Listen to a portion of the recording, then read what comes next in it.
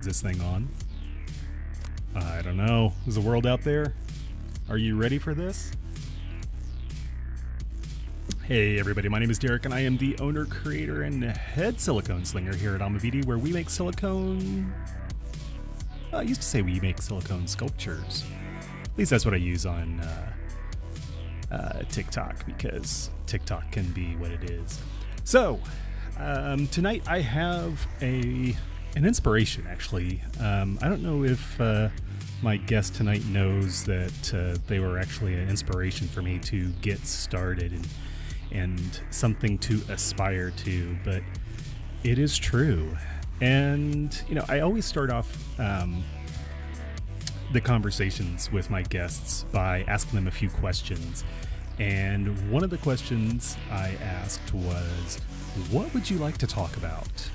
And let me just quote real quick what my guest tonight wanted to talk about. GOO and HOLES. GOO and HOLES. All right, I think we can do that. So without further ado, I would like to bring on Kenton from Funkit Toys. Kenton, how you doing? Hey, good. I'm doing all right. Yeah, I hope I didn't. Where's that? Okay, there it is. I don't know. I hope I didn't put you on the spot there, but yeah, you were an inspiration for me. You were something for me to aspire to when I got started. Well, yay. Yeah, I don't know. I just try and do the best that I can, and if other people take a hint from that, that's great. Yeah, I mean, I remember when I first started, and actually, I'll even say this, I still don't know how you do some of your pours, even with, you know, having done this for 4 or 5 years. I have some suspicions, but the pours that you do that are clear and have that swirl of color through them, that is, I mean, that's just gorgeous to me. And that, like I said, that was one of the inspirations for me to get started.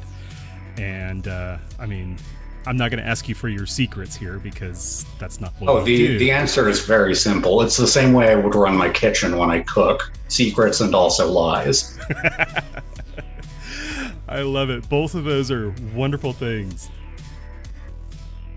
So, now the question that often comes up is one that I'm going to ignore tonight. One of those questions is, how did you get started?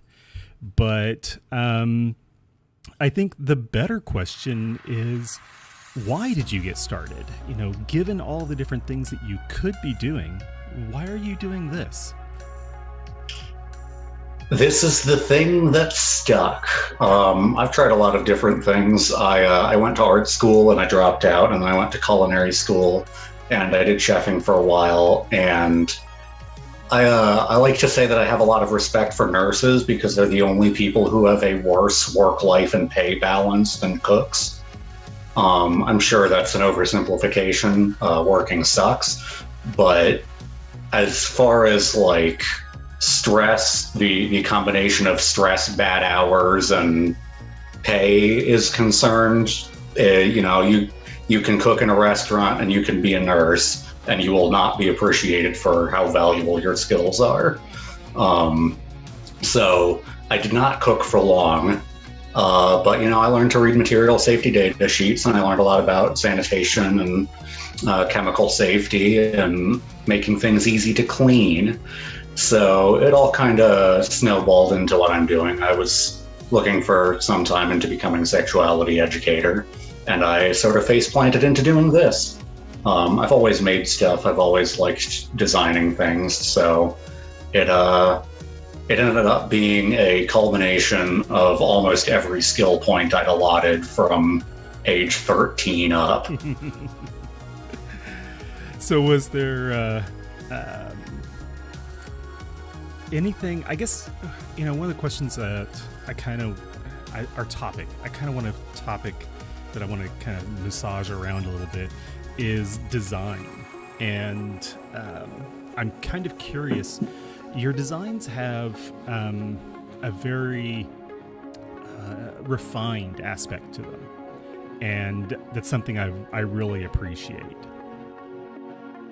So the great thing about doing things that are simple is that there's, well, the annoying thing, but also the fun thing, there's nowhere to hide your crimes. You know, if you have a whole bunch of like scales or pointy bits sticking out of something, you don't have to put as much refinement into each individual curve. Like, you have to get the whole thing to look right.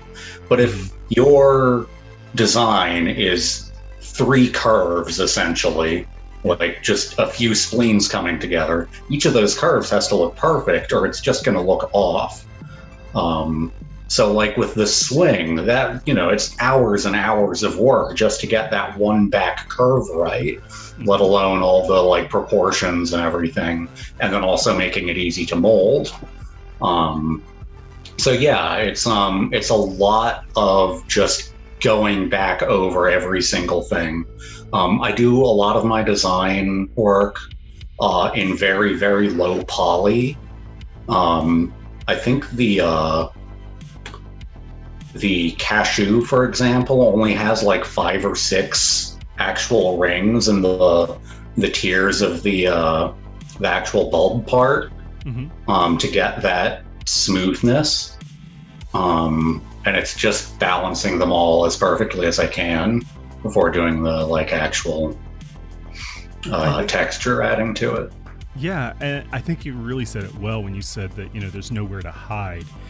That when you have such simplicity of design or such refined design work, that you can't hide your mistakes, or you can't justify it as saying, oh, that's just part of, you know, the scales or whatever it might be. And that's something I've always appreciated about your work, is just how beautiful it is. Thank you. Yeah, I don't know. I definitely draw a lot of inspiration from some of the simpler Tantus designs, and Joy, like all the simpler curvier things. And I mostly try and work within my own aesthetic. But I haven't done a lot of that recently, just because I've been working on silly stuff. The last year and change, I've been just doing just whatever dumb idea I come up with. Yeah. That's what I'm working on. If it makes me chuckle, then I'm making it happen. Right. I love the slappy hand that you have. We'll come back. The sticky hand is a new favorite, of course. I love that. We'll come back to that in a few minutes. But, you know, you talked about your design aesthetic, and it is something that, you know, my question to you is going to be, what drives that for you? Is, you know, the balance between form and function, and does form kind of guide you, or is it the function? And I'll add one more question to the pile here, is that, you know, do you start with an idea of what you want it to do, or is it more about just expressing that idea? So I actually think about this differently, because sex toys are sexuality is so very much in the mind that the form is part of the function. So I divide sex toy design largely into practical versus fantastic. So practical is like thing hit G-spot, thing hit prostate, move, squish it, do the right things, hit the buttons. And fantastical is the thing that makes you actually want to put it on or in your body. So I err on the side of practical designs. I'm not making something to a specific fantasy.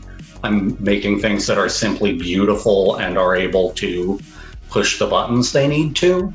But you can't go hard one or the other, because you could make a fucking machine that has the perfect stroke for somebody and is shaped just right, and it's like custom built to hit their spots exactly as it is. And that doesn't matter if they don't look at it and go, yeah, I'd screw that thing.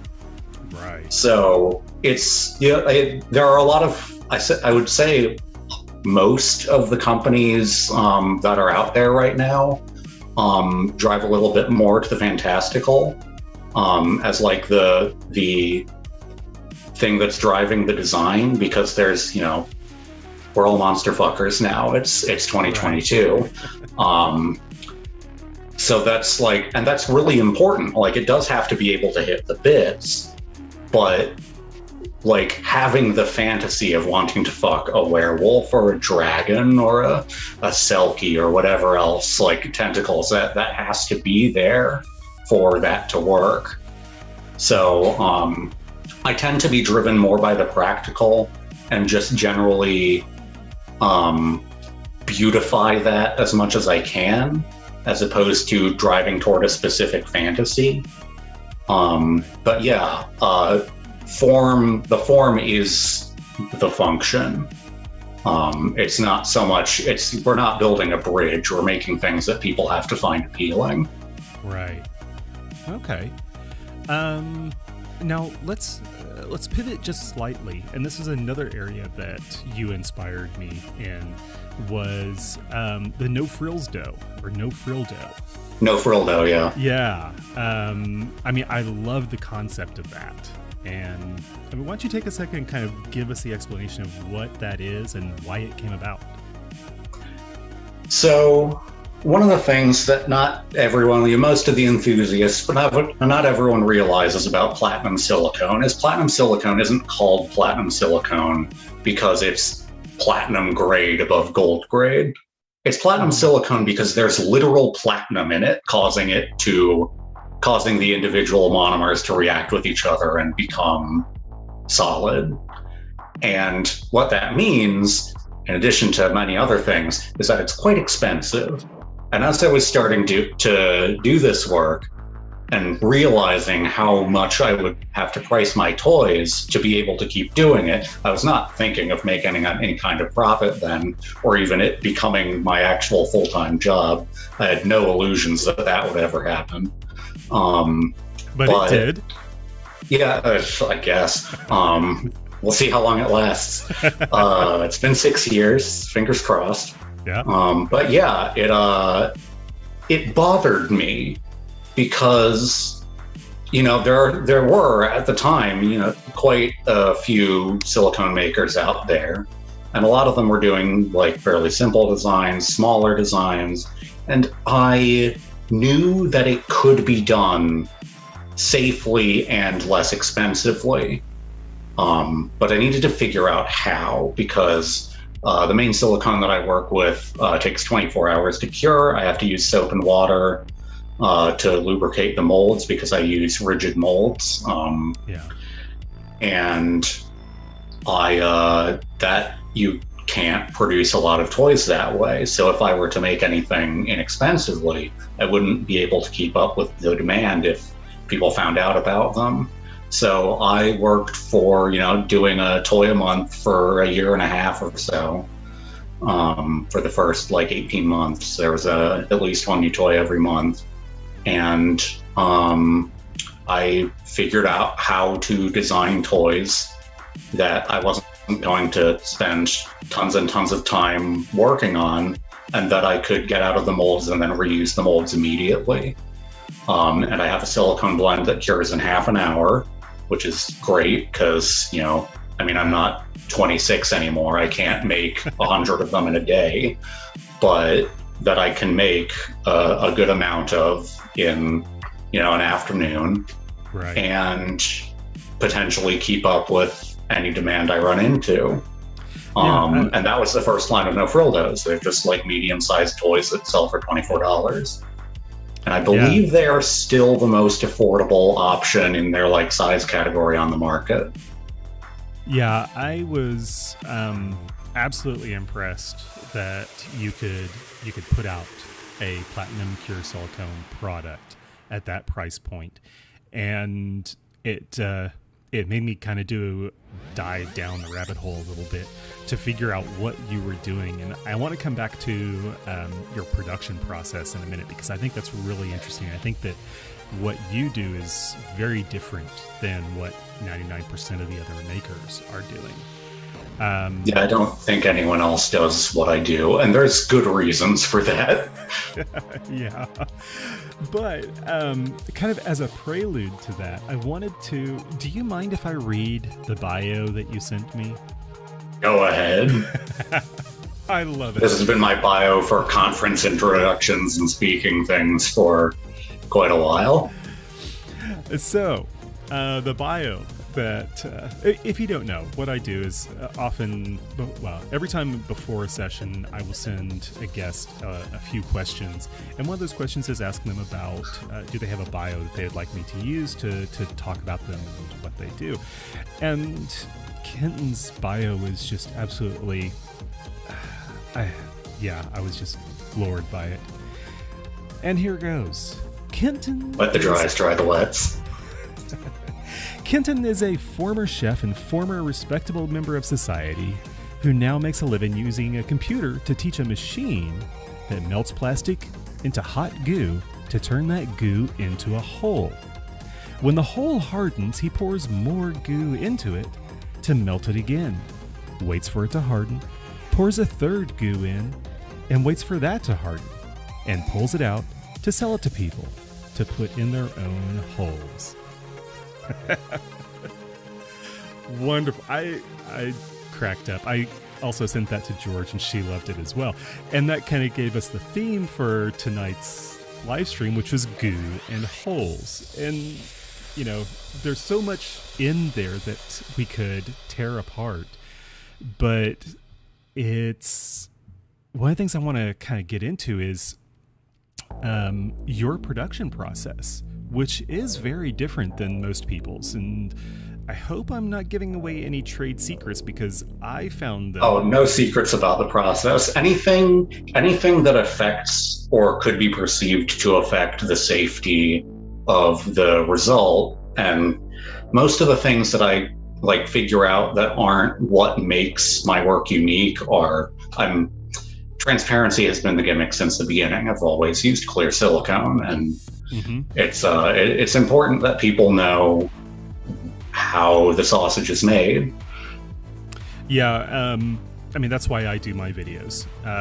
Earlier, you mentioned about the misunderstanding about what platinum cure silicone means. It's not a platinum grade. It's the fact that the platinum is a catalyst for the curing process. Now, I mean, we could break it down into, using a computer to teach a machine that melts plastic into hot goo to turn that goo into a hole. It's such an elegant way of saying, you use a 3D printer, about right? Elegant.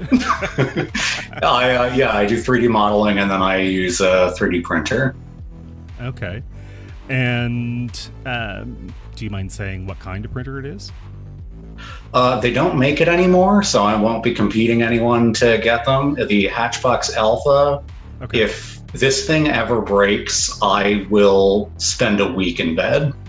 And it breaks permanently. It's broken many times, but the beautiful thing about the Hatchbox Alpha is it's essentially like the Jeep of 3D printers in that it is built like a tank and yet really easy to take apart. So I have replaced basically everything in this that isn't one of the electronics.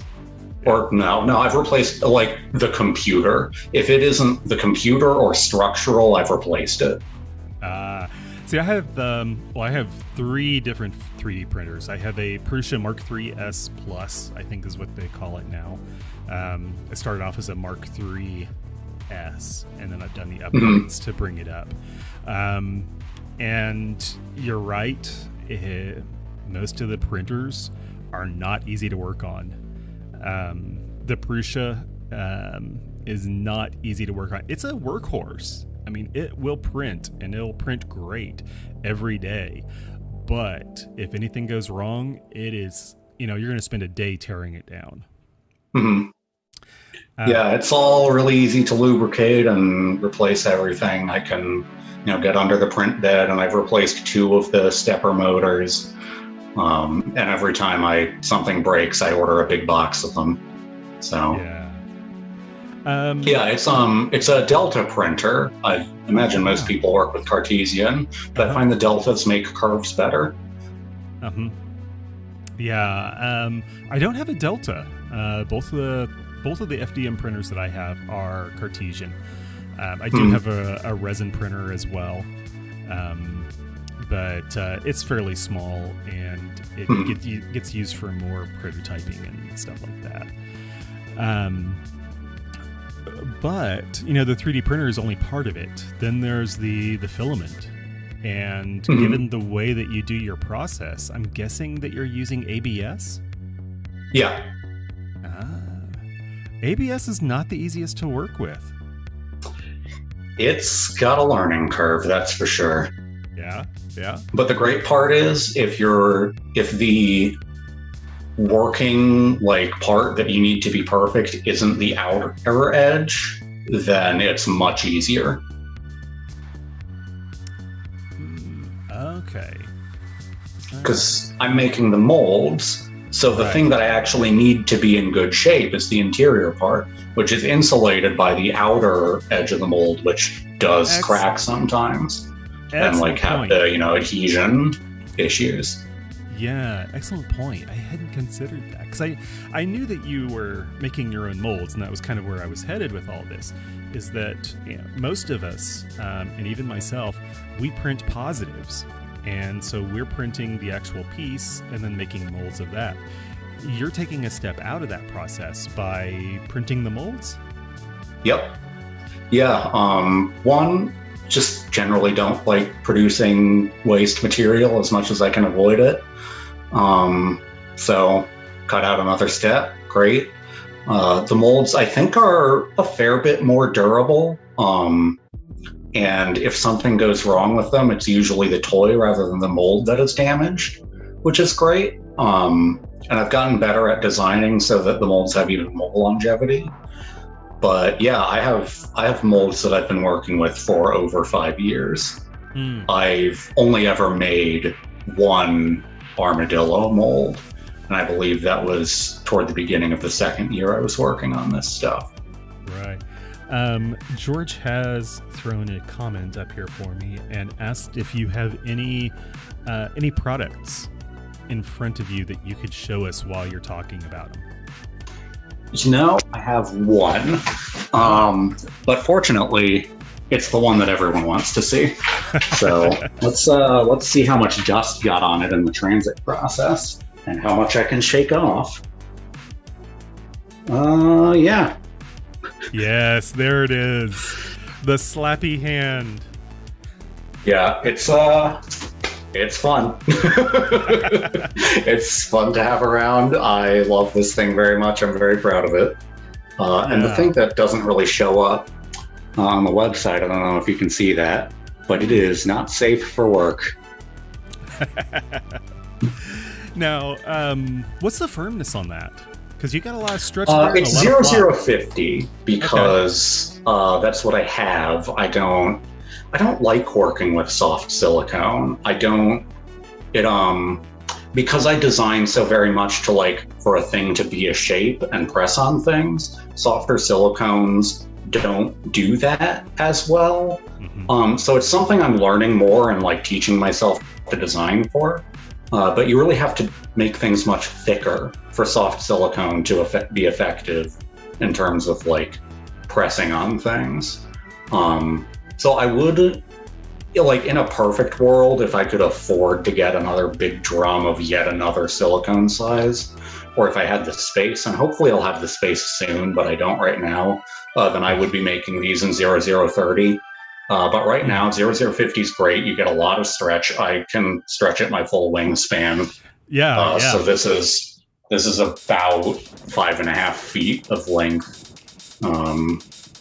And you can hit things probably about 4 or 5 feet away. Oh, that's awesome. I love that idea. I have had this idea or this want to do impact toys in silicone. And last week with Penguin After Dark and with you and it's everybody else has done it and figured out a way to do it, and I'm sitting over here still trying to figure out what I want to do.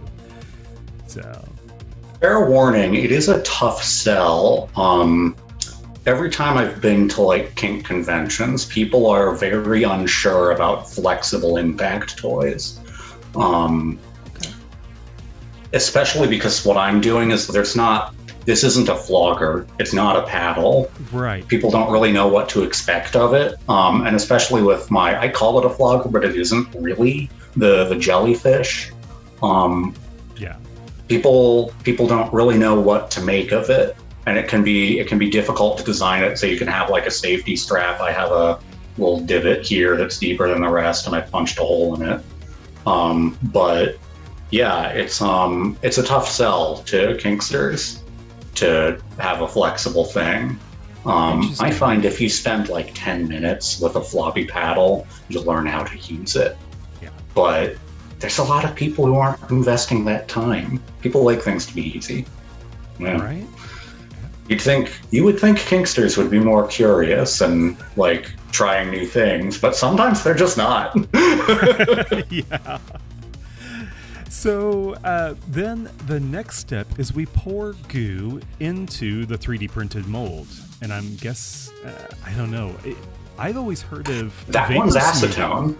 Okay, so I've known I about use vapor smoothing, but yeah, I use liquid acetone. I use an acetone ABS slurry. So it does have some ABS dissolved in it, and I find I get better results from that than from pure acetone. It also matters what ABS you're using. They come in different purities, and it's not transparent. It's taken me a really long time to find a brand that I like the results of, and ABS is not a popular printing thing anymore. Nope. It's being rapidly replaced by PETG, so it gets harder and harder to find the like more neutral or light colors that I like to work with. Mm-hmm. I don't know if you've noticed or had this issue, but darker colors tend to need different heat levels to print. Like if lighter colors, you print at a slightly lower temperature. So every time I have to get a different like gray instead of natural or white, it's just another process. Right. Is there a way to smooth PETG? I don't know, because PETG is polyethylene terephthalate, and that's the same thing. Phthalates are the same thing that make jelly toys so toxic. So I don't want to work with it. Gotcha. Man, you've already touched.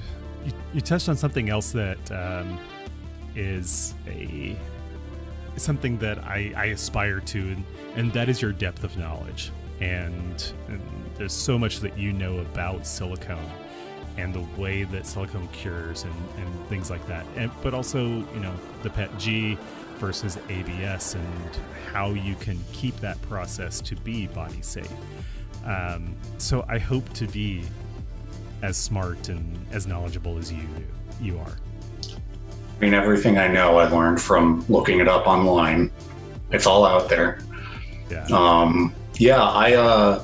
My very, very first forays into like silicone mold making were assisted by tutorials by a person by the name of Kit Stubbs, who runs the Effing Foundation, which does grants for sexuality and sex education-based products. It's awesome. EFFING. They're great. If you're out there and you have like a big project you don't have the funding for, it's worth going in to try to get a grant from them. They're awesome, great humans. But way back in the day, they made a DIY sex toy tutorial, and they used the silicone, which I use now, Sort of Clear 18, to do it. And they like cast a dildo with a little TARDIS in it. I also got to see, I've met them a couple times at this point, and I got to see another thing they did, which is a clear dildo with programmable LED lights going up the inside of the shaft, which they wear in a strap at conference parties. Wonderful person. Love Kit. Kit Stubbs is brilliant. Yeah. Go find them. Fantastic. But yeah, I got started with that tutorial, and then talking to silicone companies, reading their tutorials. I talked to some representative from Wacker Chemicals who gave me some good tips. I don't know, like most people in the US get their silicone from Reynolds Advanced Materials, it seems like. But the big three suppliers of silicone are actually Wacker out of Germany, Shin-Etsu in, I believe, Japan. I could be wrong. And Dow Corning, who invented silicone and is US based. Okay. Yeah, back in the 40s. But yeah, no. Reynolds Advanced Materials is where most of us get it because it's much more hobbyist friendly. Yeah. At the volumes that we're talking about, then, Reynolds does have a place for us.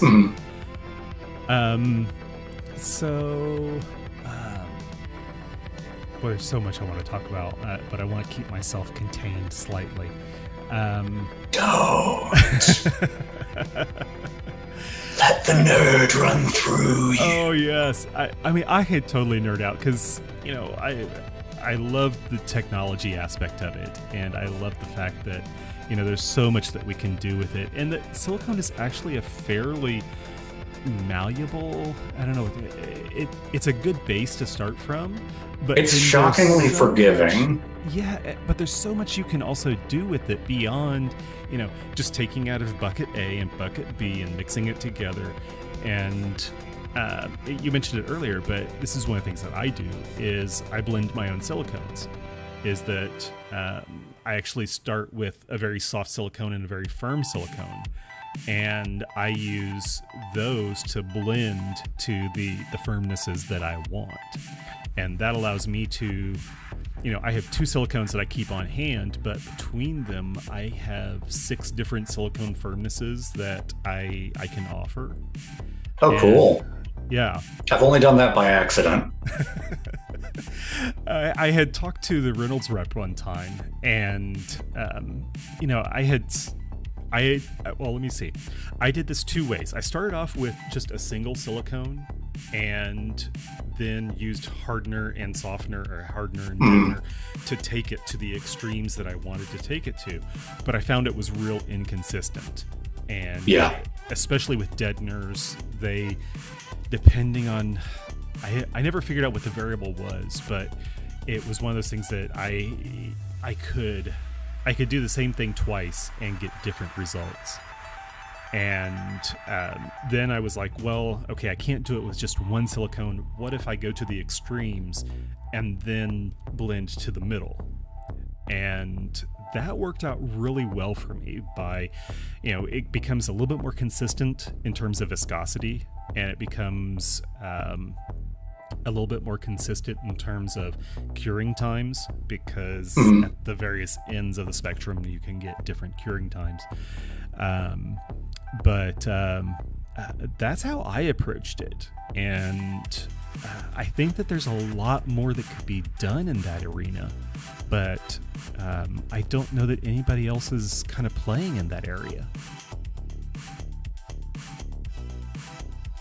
Yeah, it's I took a tour of Uberime's lab, and he did an accidental blend of 00, 30, and 50 or something, and ended up with a bit of a mess. I think it was just kind of flustered from me being there. It was sort of a surprise. Yeah. Just happened to be in I was on a family vacation, and I ended up at an Airbnb 2 blocks from his workshop. Oh, wow. Yeah. I was like, oh, hey, I know who's in Orlando, and messaged him.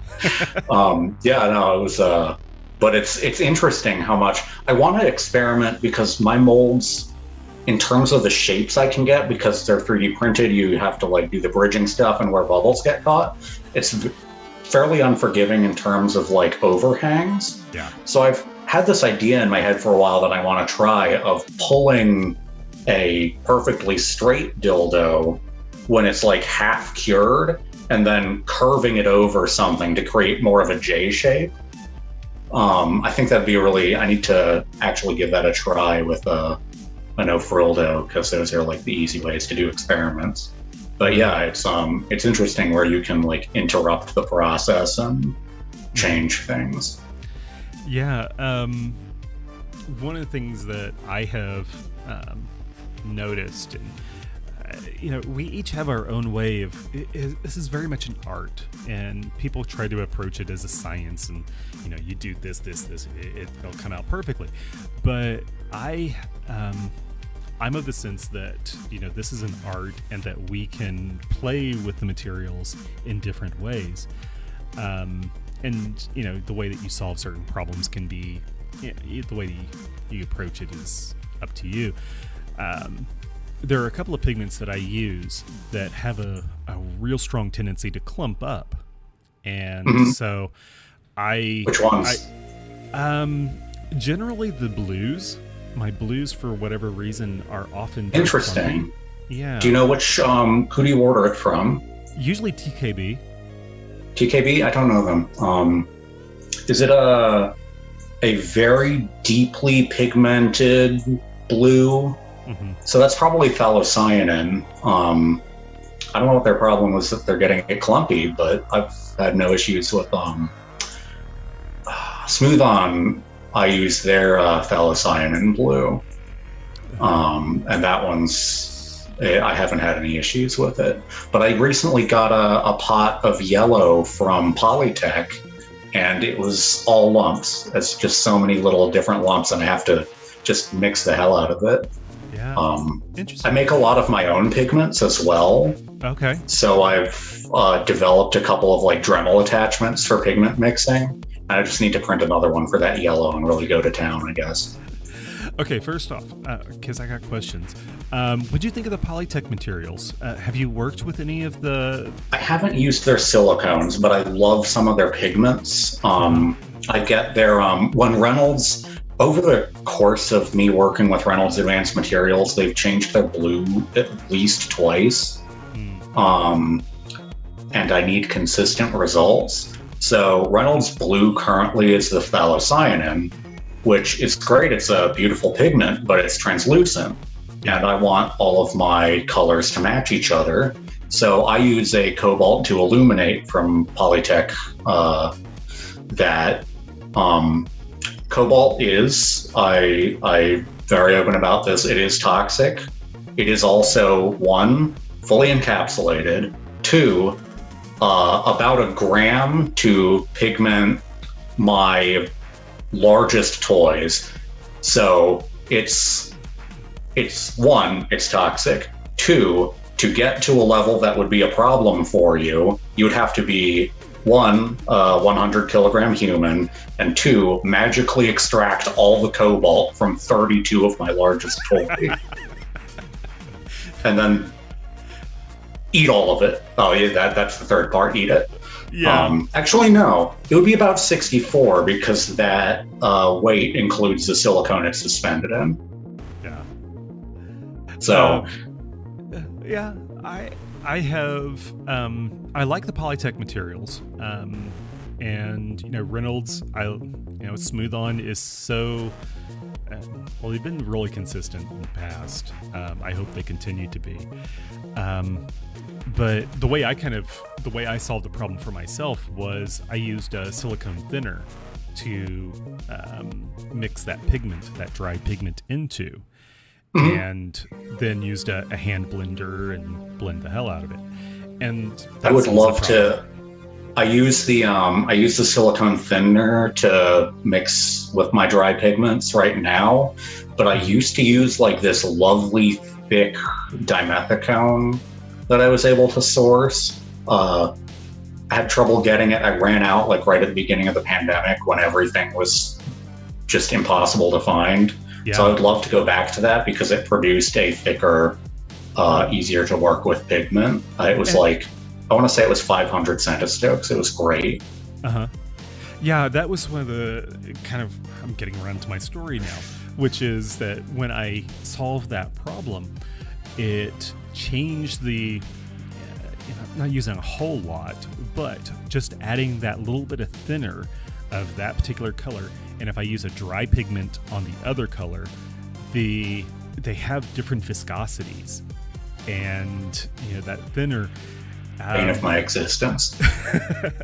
What was interesting is that sometimes, especially if I do stripes pours, then the problem becomes that sometimes the two colors on the outside have thinner in them, but the color in the middle doesn't. And there's almost like this blooming effect that happens after it's poured, is that the silicone kind of moves on its own after it's poured and kind of creates this, it's almost like it's flowing around inside the mold. Yeah, that's I'm pretty sure that's just osmosis from the more free dimethicone moving to areas of less free dimethicone. The issue I run into when I use the excess, I premix my pigments with additional silicone before using them. And the yellow makes it much runnier than the other ones do, which is why I'd love to figure out. I think I tracked down at some point what the name of the pigment is, and I'd love to get a hold of some dry pigment of that yellow, but it's a really long chemical name. Even worse than diketopyryl orange. But yeah, it's it comes out softer because it's got so much more of the dimethicone in it. So when I pour those little pots of premixed pigment into the fun size fun kits, they come out with some sections softer for the rainbow ones. And what that happens with that is the contact between the firmer and the softer silicones, it starts to swell the firmer one and shrink the softer one as the dimethicone migrates through it. So you end up with a toy that's like, it should be like this and it's like that. And that's an exaggeration of the actual swelling. But yeah, that's the same reason dual density toys over time have the weird base swell and stuff. It's because they're interacting in there. Interesting. Okay. So, I remember a video that you did with Dangerous Lily, and I believe you were talking about silicone lubes. Do you have? Oh, is this the Woodhull safety presentation? It might have been. It looked like it was a. It looked like it was kind of a class or presentation. Yeah. That was a presentation we did at Woodhull Sexual Freedom Summit. What are your? I don't want you to spend, or go into all the details of it, but everybody says you can't use silicone lubes with silicone toys. Do you have anything to add to that? So, what people say will happen is that the toy will melt. This is untrue. There is anecdotal evidence that people have had the surface of the toy change in appearance or texture. And what I think that might be is some silicone toys from bigger manufacturers that can afford to do this are treated on the outside with a polymer called perylene. They're put into a vacuum chamber and misted with perylene, which seals them and prevents them from absorbing smells as much, and also gives them a less clingy texture. So it's possible that some silicone lubes also have something in them that interacts with the perylene. I know Uberlube, for example, has vitamin E, which means that it is dimethicone mixed in oil to some extent. There has to be some kind of oil in there. I'm not 100% sure on that. So it's possible something is interacting with perylene on a toy, and I don't know much about that. That this is fully supposition on my part. I've done no experiments to this effect. That's just something I'm aware of as a thing that's done that might produce that result. Another thing is simply that many toys, especially early on, were labeled as silicone even though they weren't. I can't remember what the site was called, now defunct. Someone had access to a university laboratory and could test toys with a mass spectrometer and found, toys that were labeled as silicone or silagel were 63% phthalates. And I don't know if that's by weight or by volume. I imagine it's by mass because that's how a lot of chemical stuff is done. But yeah, they were just jelly rubber. So there's a lot of myths about what silicone does that are based on things that were labeled as silicone that weren't. Like them melting together if they touch. They don't do that, but jelly rubber can. I've got a flop bucket that I throw all my flops into. And, over the past 5 years, I have so many. I have so many in there that, and they just keep going in there. And I can pull something out of the bottom of it, and it's perfectly good. And it's been crushed by these toys that have been sitting there for the last 4 years. And so I absolutely agree with you that, a platinum pure silicone toy is not going to melt over time, or it's not going to melt because it's in contact with another silicone toy. Now, is there some osmosis going on in terms of when you use a silicone lube with a silicone toy, that the toy is actually not absorbing, that's not quite the right word, but it's absorption. Is it absorption? Yeah, I think so. Okay. One thing is getting soaked up by another thing. Right, but it also gets released again if you take that sometimes lube away. Okay. So, it's osmosis, which means a thing is traveling from a place of greater saturation to lesser saturation. So the free dimethicone or even cyclosiloxane sometimes in silicone lubes, if they're thicker, will get absorbed by the polydimethylsiloxane toy, and it will, float around in there. And sometimes they do leach out a bit. I hate the word leach because it's very much associated with like bad things, but it can. Weep. Yeah, I use the word weep. Yeah. Okay. Yeah, it can come back out sometimes. I have left silicone like sample things that were all the same size in silicone in like silicone lubes and in oil, and silicone can also absorb acetone, by the way. It's the thing that makes silicone and safe is not that it's not porous or that it won't absorb anything, it's that it's hydrophobic. Yeah. So any pores that there are, which I haven't heard if there's a consensus yet on whether there are holes on any scale that matters, but it's hydrophobic, so it won't like grow anything. But it can absorb oil. Yeah, I was going to say it's oleophilic, which means that it absorbs or attracts oils. Mm-hmm. Yeah, which means that's why it can hold on to smells so well. Mm-hmm. Most of the smells that our body creates or that we use in soaps, for example, are oil soluble.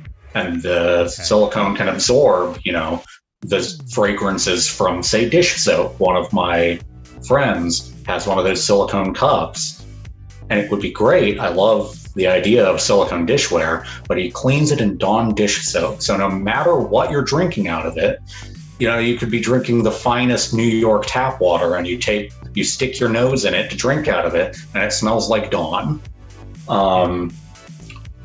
So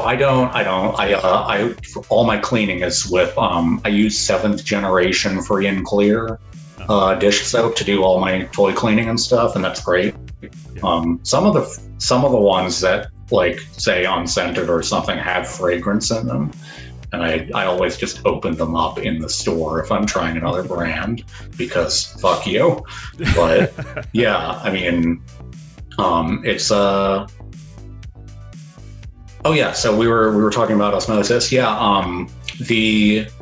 I left things in silicone lube for a month, and the point where they like stopped growing in size was it gained about 20% diameter.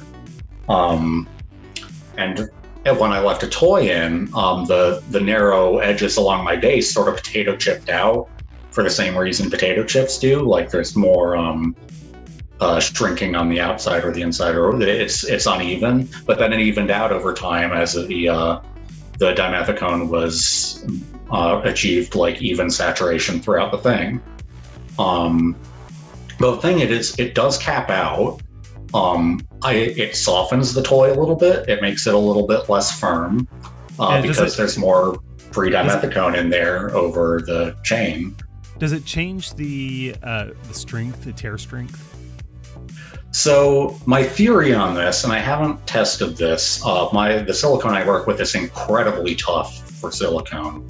But considering it is the same amount of strength and structure and the same number of like bonded polymers over a larger surface area, I would say that yes, it is slightly weaker. Okay. But the thing about that is, like, if you're doing this on like Shore 0030, sure, you're fucked. It's already a weak ass silicone. I've never encountered a super soft silicone that could handle any amount of tearing. They stretch great, but if there's like so much as a nick, it's gone. Yeah. But yeah, like for my silicones that I work with, other than the softer one, it's still stronger than any of the other silicones I've used. So I didn't have a problem. Okay. But yeah, it is slightly weaker. Before we go too far, because I've been watching the chat a little bit, and there are things that I want to touch on that were mentioned. Number one, can we define dimethicone? Oh, dimethicone is a silicone monomer. So many things in chemistry have a monomer form and a polymer form. The monomer is the single link of chain in what, when they bond together, becomes a polymer, which we typically call plastics. But there's all sorts of things that are polymers. When you season a cast iron skillet, you are turning the oil of choice monomer into a polymer via heat. You're polymerizing the oils. That's one of the reasons fried food is so unhealthy, is because you're polymerizing the oils as you fry it. And if you reuse the oil, you get more and more oil polymer in there, which your body has a harder time getting rid of. So dimethicone, silicone was named before they knew exactly what it was. They believed chemical names are like a very rigorous language, essentially, of what different endings mean. So silicone was named silicone when they believed it had an oxygen backbone, I believe. No, it was like a silicon backbone. And then they figured out what it actually was. It's a silicon oxygen backbone. And so the technical name for silicone is siloxane. And dimethyl siloxane is a siloxane with a methyl alcohol on either side of it. And then polydimethyl siloxane is just a bunch of those in a row.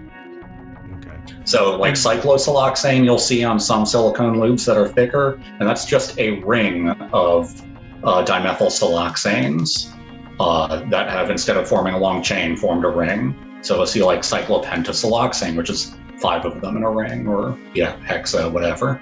And then we'll often find the dimethicone in silicone lubes and things like that. Okay. Let's see. There was another one. Rusty Balzac. On YouTube was asking, is Reynolds silicone thinner composed of anything other than silicone oil? I don't know that we can specifically answer that, but silicone thinner in general. I don't believe so.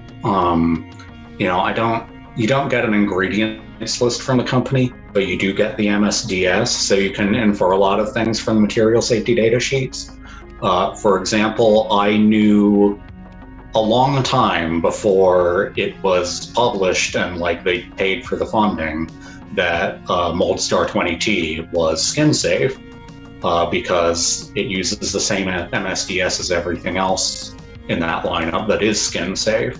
So they have come out and said that it's skin safe, but I was using it as such for a long time, not saying that it was, but with the assurance that it was safe just based on the available information. Something I like to stress to people is that grades of silicone, something isn't medical grade because they've done something to it to make it medical grade. It's medical grade because they have tested that blend for use in some medical capacity, be it there's medical grades for prostheses, there's medical grades for implantation, for tools.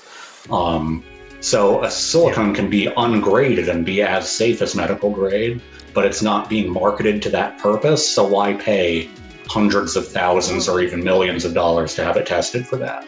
Yeah, the way I understand it is that the raw materials, the silicone itself, is not FDA declared to be medical grade. It is the function or the product that is FDA approved or medical grade according to the FDA standards. And it is the end product that is registered, not the materials. Yeah, it's it is the paperwork and the testing that has been done to the material by government contractors and reported to the FDA that it is in fact the thing. Medical grade, I believe, typically involves some animal testing, some of them. Testing silicone for food grade means it has to be immersed in a piece in ethyl alcohol, acetone, oil, and water to determine if anything in the material is absorbed by any of those liquids, to see if it's safe. And then skin safe, I imagine, is just skin. Yeah. I don't actually know how the skin safe certification works, but the thing is, it's not tested as skin safe to see if it's like okay to put in your body. It's tested as skin safe so you can use it as a mold making material to live cast or to make props for movies. Right. Let's see. Again, Rusty Balzac is throwing out some factoids for us. Silicone oil has a specific gravity of around 0.97 and 20T. Specific gravity is 1.08, so adding oil will make it lighter. Okay. All right. And also it absorbs, silicone absorbs THC oil as well. Not surprising. Yeah, I mean, it's just one of the things about silicone is that it does absorb oils, and that's just part of its nature. Oh no, when are we going to be seeing weed dildos? Remember, I don't know if anyone does it anymore, but remember that couple of years when a couple companies announced scented sex toys?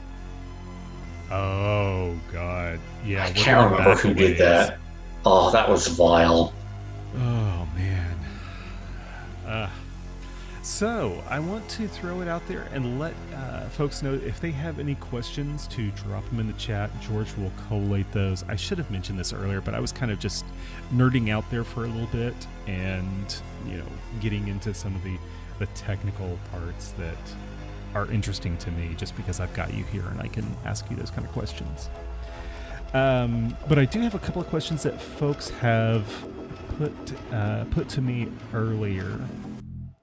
The no frildos, how has that been doing for you, and do you think it still has a place in the market that we are in now? Haven't seen anything of comparable size for the same price.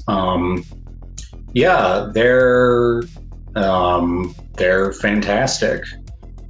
They sell very well. There's absolutely a need there, and I don't think I'll live to see the day that there isn't. I would love to.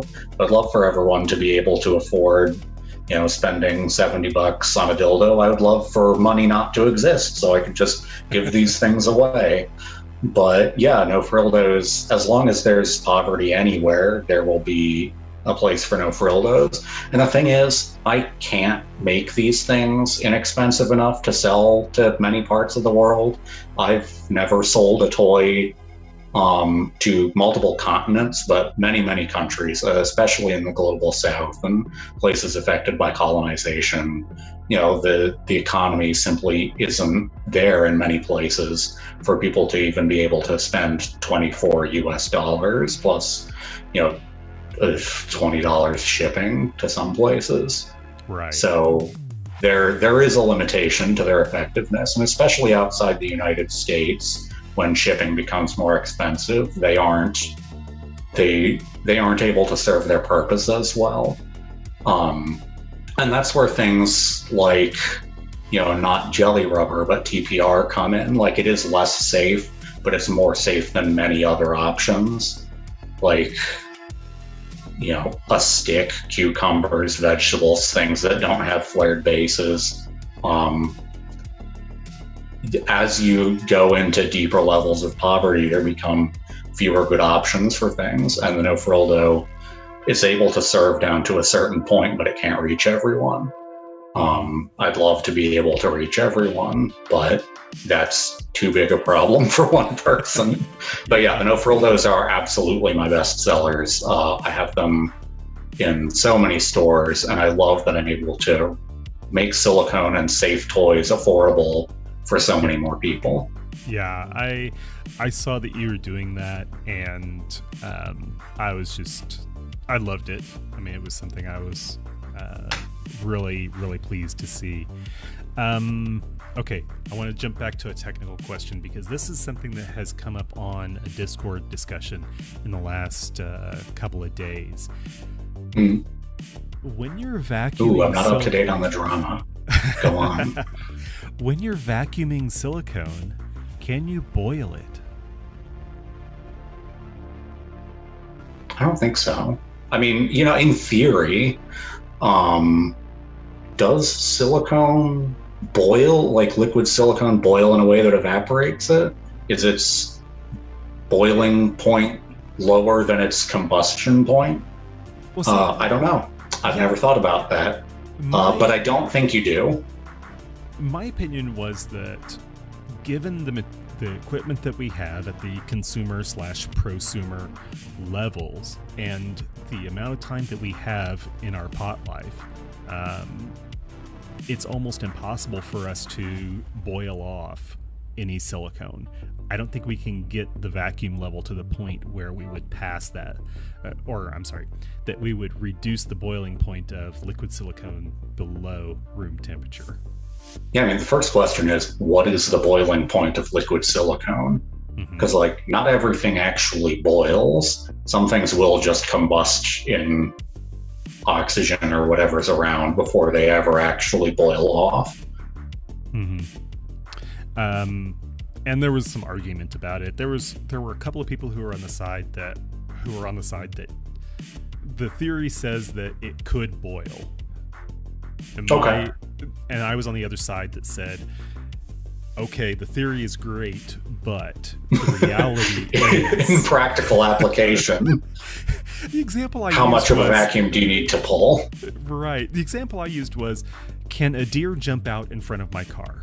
Yes. But if I'm driving around downtown, the risk of me hitting a deer is nothing compared to the risk of me getting carjacked.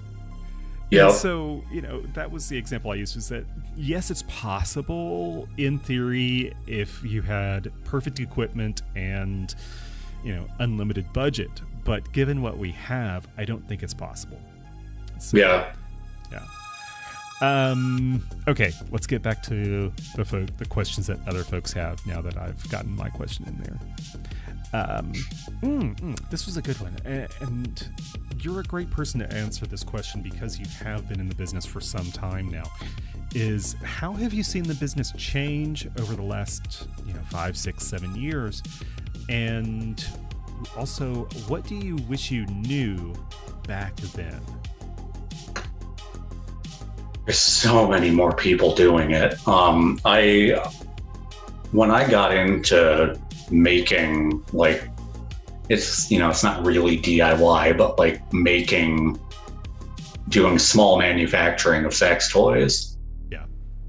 All anyone knew about was Bad Dragon, and then everything else was Tantus and Pipe Dream, and Fuse Silicone was doing their stuff up in Canada, but they're, I think, a larger operation. I'm pretty sure they're a larger operation.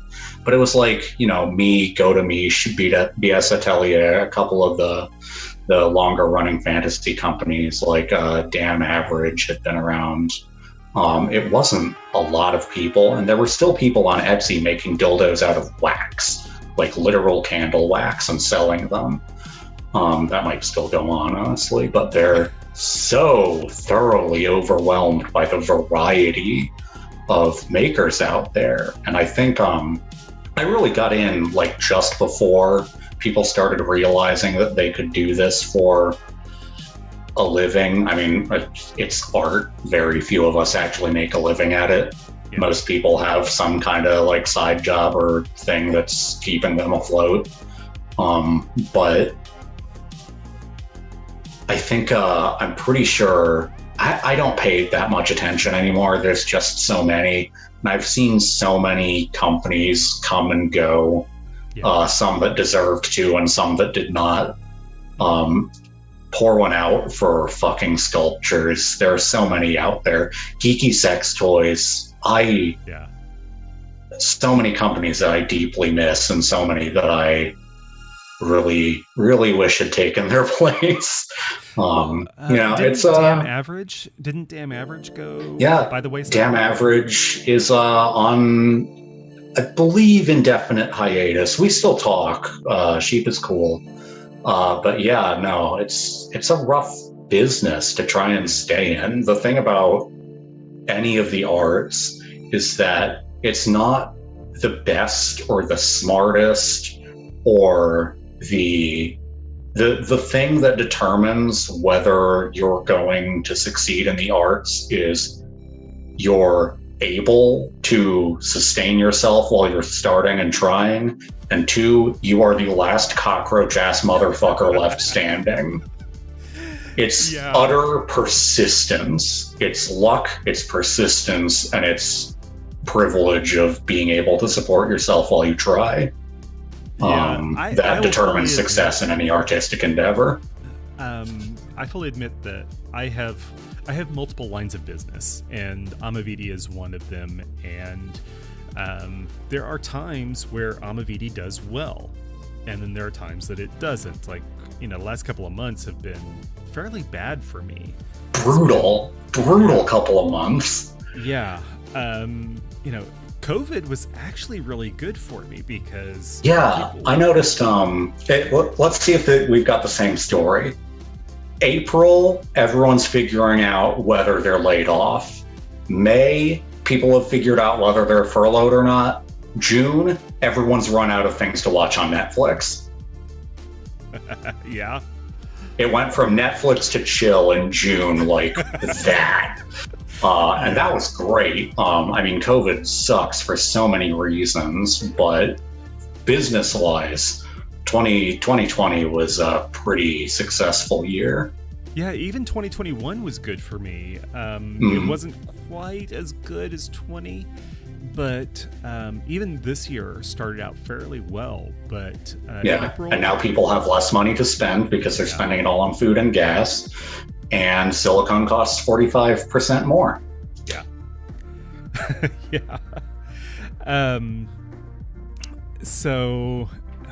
The point that I was getting at was that, yes, I am a little bit privileged in the fact that I have multiple lines of business that, can pick up the gaps when things have downturns. And that was actually one of the reasons why I started Amavidi, was because I wanted it to be something that was not tied in lockstep with my other businesses. And then, if there are downtimes in one, then hopefully the other one would offset it. I think that if anybody were asking, things that, we might have learned over the time that we started, is that, the toy business is volatile, and that you should be prepared for those downturns. Yeah, even when things are good, I find it's good to have a bit of a cushion for the summer months, because like June, July, August, people are just going outside instead of staying in and fucking themselves, I guess. And then, Christmas and Valentine's Day can help you build up a cushion to pay your taxes and sit through the lean summer. But yeah, it's definitely, there's highs and lows for sure. And some of them are predictable and some of them are not. April Fool's also just a huge holiday in this business. Okay, Do you have a focus group or a testing group? I share ideas with friends, but especially right now, the focus group is what do I think is funny. I've been burned out for years, and I continue to be the cockroach-ass motherfucker that's left at the end of it. That's my entire personality, is just being stubborn. You and I will turn off the lights when the building burns down. Yeah. So. But what was the question? How did I get here? No, we're talking about focus groups. Oh yeah, no. So yeah, right now the focus group is what do I think is funny, or coming up with an idea and sprinting down the stairs to shout it at my roommate. Because the way I've been dealing with artistic and creative burnout is when I got started, the way creativity works for me and the way I describe creativity is creative skills are the list of abilities and understandings and skills that you have to inflict what's going on in your brain upon the world. Because stuff will just bounce around in here like a bat in a microwave until I can let it out. Yeah. So I had so many ideas, and I had to put some limitations on it so I could narrow the number of infinities that I was working within. And that's the 72 millimeter hexagonal mold. My molds are a 72 millimeter hexagon formed in Blender. And if it couldn't fit in that for the first many years, I wasn't making it, because that was a level of infinite possibilities that I could handle.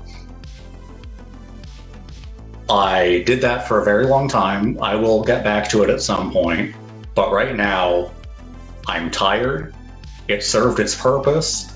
And I'm just making fuckable axes and sticky hands and just all the stupid crap that I can think of that makes me smile. And that has been helping a great deal with creative burnout and how fucking difficult this industry is.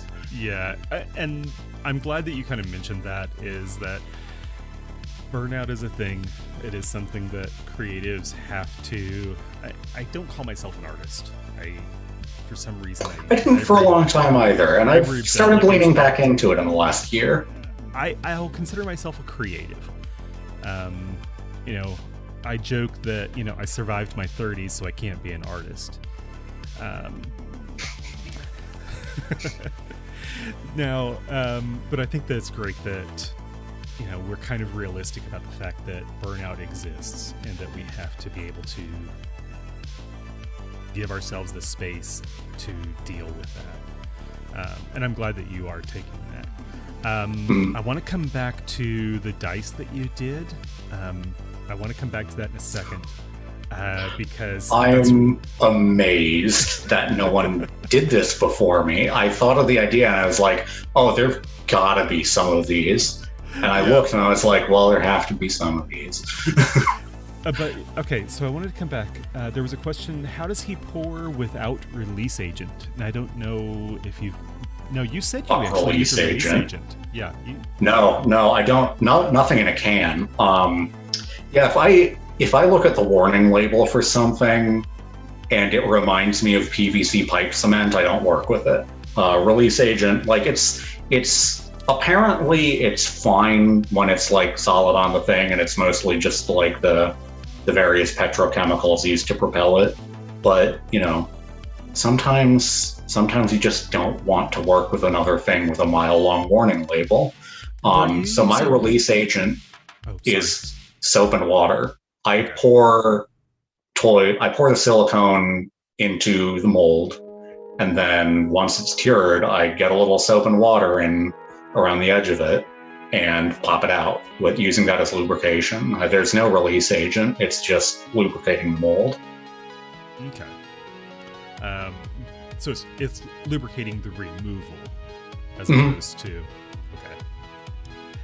Yeah, if you leave soap or water in the mold, then you get perfect little bubbles of where the soap was, and it's not ideal. Not ideal.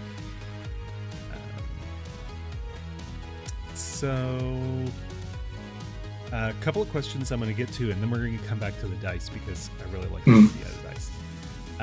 Number one, who are you envious of? Who do you look up to, or who do you see as a somebody to model? My role models in the industry are a mixed bag, because the industry was very different when the people who actually are my predecessors started up. It's really interesting going to proper adult industry events where there are veterans, because in the 90s, the 70s, the adult industry was very different to what it was today. The sort of person who survived in it or got into it was a different person. It's always been weirdos and outcasts, but as things are now, there is so much more understanding of how to be a good person, how to be accepting and aware of your place in the world. And so the people who I look up to in terms of how they behave in this industry, I can't always look up to for everything.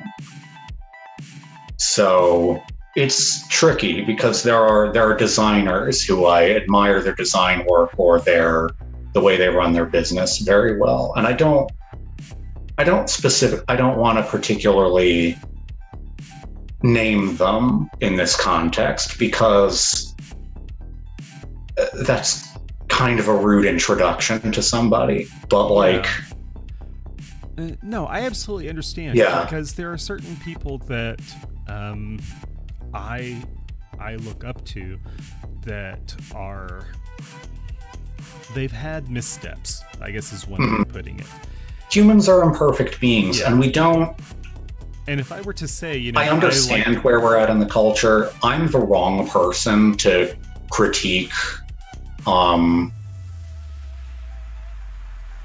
the way we handle people's wrongdoing, especially past wrongdoing, because I'm the person who benefits the most from any critique of that, with this whole setup.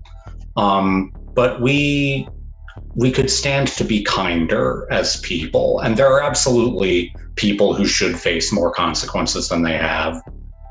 I don't know what a world of proper restorative justice looks like.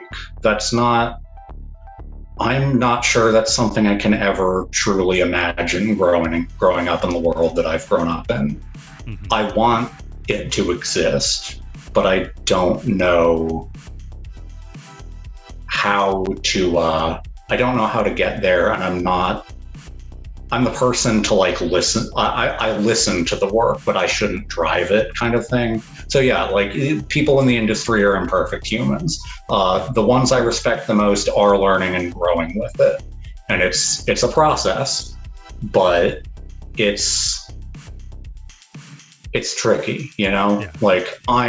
I deeply hope to be an old man who people are uncomfortable being proud of, because the world has progressed so much farther beyond what I think morality is. I try to do a good job, but there are things that I will find out 10, 15, 20 years from now that I was wrong about. People have thought they had morality figured out since we've been writing it down. Well, you have not had a misstep, as far as I can see, and you are still one of my inspirations and one of my idols. Okay, one of my favorite questions. What is your most mundane and random tool? Because George and I have talked about chopsticks sometimes. I've had miles of use out of grocery store bamboo kebab skewers for mixing pigments. But a lot of tools you know what? I use silicone kitchen spatulas to mix silicone. That one's pretty mundane. Buckets, very mundane. Yeah. Well, Josh and I have had conversations about, people who are creative take their, their tools and their inspiration from everywhere. One of my most mundane tools is I use a cuticle trimmer to trim the base on all of my toys. Yeah. And it's just, we find the tools that we need to do the things that we do. So more in that vein, I use leather bevelers to do the edging on the no-frillos these days. I used scissors for a long time, but if I can keep a leather beveler sharp, it's a much more streamlined process. The problem with that for most people is that it doesn't work for like 0050 and lower. It works in the like 20A, 18A range, and there's a little bit of flexibility between those two measurements, and I don't know where it really stops working. But leather bevelers for anything in like 20A and above are fantastic. Yeah. And a cuticle trimmer is basically a slightly smaller version of a leather beveler. So Rusty Balzac was asking, why doesn't the silicone stick to the mold when you don't use a mold release? And the thing is that... Because it's not silicone. Yeah. It's plastic. Yeah. I think the thing that Rusty missed was at the beginning of the conversation, we talked about how your molds are actually ABS and not silicone. Yep. Acrylonitrile, butadiene, styrene, the same stuff they make Legos out of. Your dice. Why don't you... Okay, I saw you did an Indiegogo on those. Mm-hmm. Are you still taking orders for those, or... I have a pre-order page up on my website, yeah. So you can still get them before they launch in August, probably, but hopefully a little sooner. They're currently in production. They are being made by a gaming supplies company in Shenzhen. And at some point they will arrive to me and I'll have to ship them out. But yeah. Tell me about them. I know what they are, but why don't you tell people about what they are?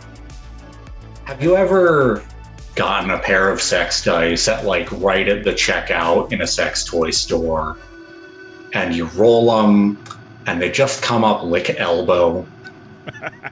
Have you ever rolled them and gone, this is for straight people?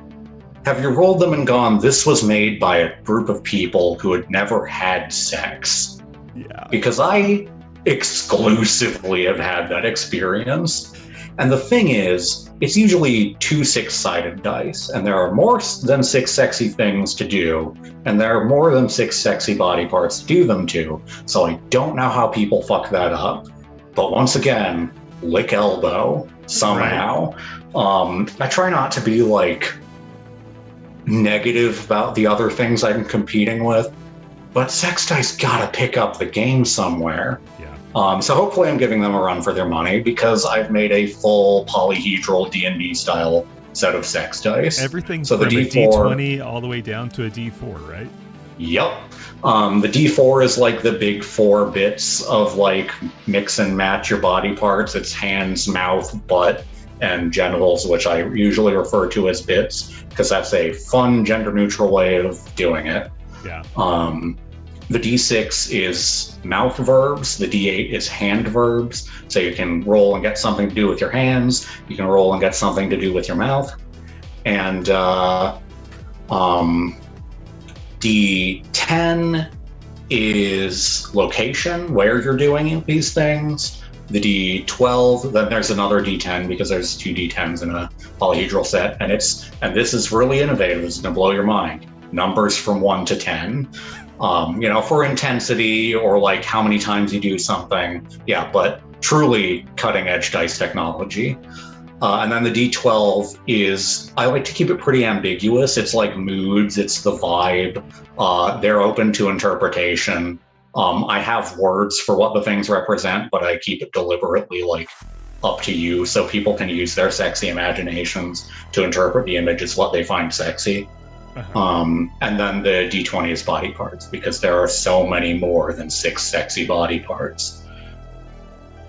Yeah, I never mentioned this to George. I don't know if you've seen George or not. She's in the background fielding questions and things like that.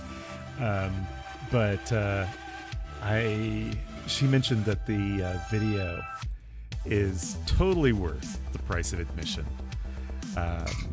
I had so much fun shooting that. Me and one of my friends, knows more marketing things than I do, and I got his help. And there's also several TikToks which were removed. My TikTok account no longer exists, but there's like a proper infomercial style thing. It's wonderful. It was such a mess. I loved making it. Yeah. I ran across it and I was like, this is perfect. This is wonderful. I would hope that more people figure out that this exists. So I do too, because I ordered 1,000 of them. TikTok, what happened there? Apparently, the thing that really drove my page over the edge from acceptable on TikTok to too damn sexy was the chess set.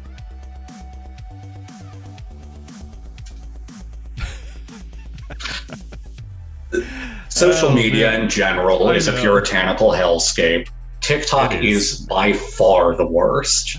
Yeah. It is definitely a game. So I don't miss it. Yeah. I go hot and cold on TikTok. I realize that, whenever I do a TikTok live, I make sales. So yeah. I have to acknowledge that it does have some part of my world.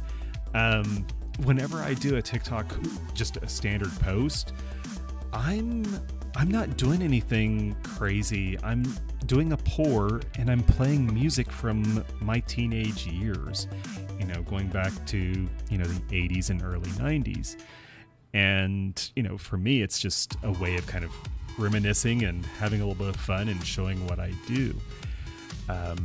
And I haven't gotten shut down on TikTok yet. Yeah. So, well then, I think I have caught everything up. So I'm gonna want to wrap up here before too long.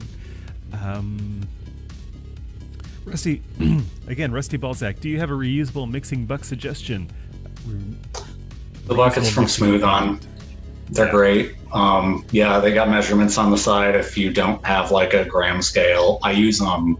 By the way, I have a great recommendation for a scale.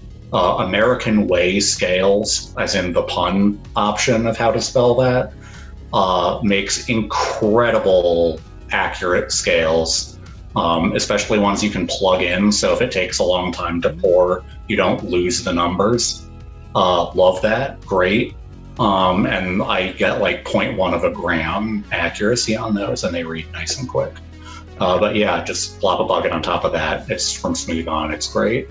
I reuse them all the time. I haven't bought them in years. Yeah, I use the basic buckets that you buy from Smooth On or any of the other suppliers that have the graduations on the side and all that kind of stuff. It's you buy them by the dozen or by the 100, which I have done more than once. So Bain Marie, make sure it's not glass. Silicone can bond to glass. But other than that, sure. Okay. So anything else that you want to get into the record?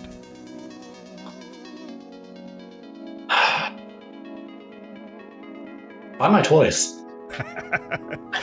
George has been throwing the links into the chat as we've been going along, and they will go into the product, not the product description, but the video description as we go along. Actually, they are in there as we speak.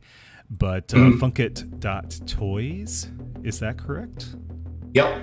Funkit.Toys will get you. Funkit Toys will get you there. Funkittoys will get you there. .com for all of these. Dildo.design. Wankopedia.org. I still haven't done anything with, but it'll get you to my FAQ. One day I would love for that to be like a sex toy wiki. But I'm so proud of the name, and eventually I hope it will be actually useful. But right now it takes you to my website. Yeah. I started the conversation off with the fact that you were one of the inspirations and one of the things that got me started. And I just want to throw it out there one more time that I really appreciate you jumping on this session with me. George. Yeah, it was fun. George says that you are super fun, and I would hope that we can do this again sometime. I think what we need to do next time is we need to go nerdy. Oh, yeah. Yeah. Did we not? We did, but it took us a while to get there, and I think that's we can do a deeper dive into this. Yeah. All right. Well, Kenton, thank you very much. I appreciate it. I'm going to take a moment here and wrap up, and then we will get out of here. Say goodnight, Kenton. Good night, Kenton. And that was something that I had been looking forward to for the last couple of weeks, that gave me the opportunity to talk to somebody who has been an inspiration and somebody who I have looked up to and wanted to nerd out with for some time. And we will do this again next week. I think that next week, who do we have next week, George? Oh, we have Fantasy Grove next week. We have Fantasy Grove coming in next week. George will not be here, so she is off producing her own show on a stage with people. And yeah. All right, everybody. Have a good night, and we are out. Bye. All right, button. Who's got the button? How do I turn this thing off?